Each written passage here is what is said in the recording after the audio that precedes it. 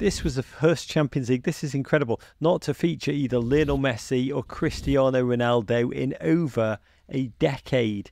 They've both moved on. Messi to Miami to pal around with LeBron James and cause viral sensations by shopping at Publix supermarket. Ronaldo, the first drop in what has been a waterfall of talent going to Saudi Arabia. Definitely the end of an era. Continuing, ongoing, never-ending debates about who's better, Ronaldo or Messi or Dwight McNeil. 147 pages long before being locked by a moderator. They've now turned into Twitter beef over Mbappe versus Haaland. Meanwhile, Messi and Ronaldo and the like all hold their sway. They're two of the most followed human beings alive on Instagram. They're no longer footballers. They're both human billboards, globally visible from space. In some ways broadening the focus from just Europe across newer territories of the footballing world. Rory, the big European leagues begin a new era, really. That's what we've seen in the last year. What are the characteristics, what are the textures of this new dawn? How's this transition feel from where you're sitting?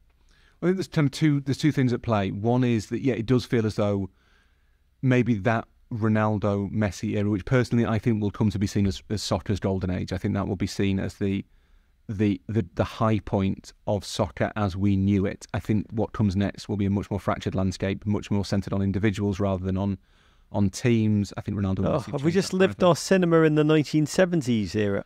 I think we have to an extent. I think between... it depends on your perspective, but my personal theory is that you'll come to see maybe the period between the Bosman ruling, maybe Ajax winning the Champions League in 1995 and the 2022 World Cup final, that kind of crescendo of Messi getting his World Cup. I think that will come to be seen as the point where soccer became the most popular pastime the world has ever seen. My God, Salt Bay ended it for everyone. Maybe we could call it the Salt Bay era. That might be the best way to do it. The kind of the rampant expansion, the endless stream of money, the riches, the wealth, the lavishness, the glitz, the glamour, the corruption, the power, the leeching, all of that at the same time as the game has certainly reached heights in a technical, in a tactical sense, in terms of kind of the style of the product, both the way it's presented to the world and the way it's played. They have all hit unprecedented heights, and I think that we will come in time to look back on that as the sort of the true high point of elite soccer as cultural product. In terms of European football, I think you are seeing the emergence of a new crop of stars: Mbappe, Haaland, Jude Bellingham, particularly. It feels as though that is all weighted much more to a world where England is the ultimate destination, the ultimate prize. I think you're seeing more and more teams feel somehow diminished in comparison to the wealth on offer in the Premier League, which I personally think is a great shame. But the other thing that's happening, and it's an uneasy process. Europe doesn't have any divine right to be the home of soccer. It doesn't have any there's no legal basis for its monopoly on primacy. And I think what you've seen this year is the start of a process that I think will continue, which is that MLS and the Russian Saudi Pro League, which I've always been a boyhood fan of, now are genuine rivals to a landscape where the central node in the network was Western Europe.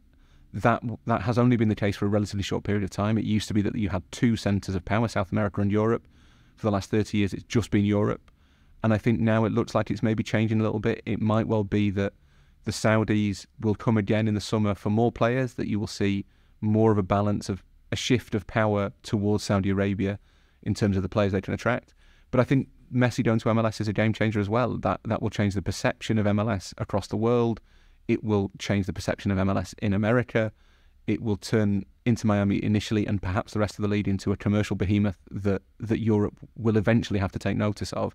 So I think we have seen a bit of a power shift, a culture shift in football this year, that Europe has lost in those two players, the two stars who've dominated the sport for so long.